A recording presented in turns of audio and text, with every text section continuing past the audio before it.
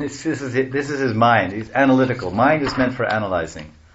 Of course, discriminating. Mind, of course, basically there's mind and intelligence, buddhi, man and buddhi, but the man is accepting and rejecting, vikalpa and sankalpa, vikalpa, weighing, accepting, rejecting. And the mind and the intelligence is discriminating and making some higher choices.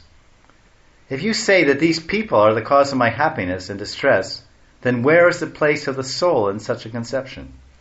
This happiness and distress I experience pertain not to the soul, but to the actions of material bodies. If someone bites his tongue with his own teeth, at whom can he become angry in his suffering? Sometimes you're eating food and you bite your teeth. Oh, you made me bite my teeth. You made me bite my tongue. Acha. He's right. If someone bites his tongue with his own teeth, who can he blame? If you say that the demigods who rule the bodily senses, because the devatas are actually in control, the eyes and the ears, and they're all different demigods or devas. If you say the demigods who rule the bodily senses are causing suffering, still, how can such suffering apply to the spiritual soul, spirit soul?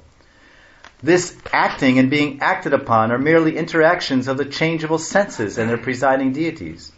When one limb of the body attacks another, with whom can the person in that body be angry? Sometimes you're hammering a nail. You go, tong, oh! So one limb of the body attacked another limb. The hammer hit your finger, now you have a broken nail. So who can you be angry with? The purports are very good, the explanation. If the soul himself were the cause of happiness and distress, then we could not blame others, since happiness and distress would be simply the nature of the soul. According to this theory, nothing except the soul actually exists. And if we were to perceive something besides the soul, that would be illusion.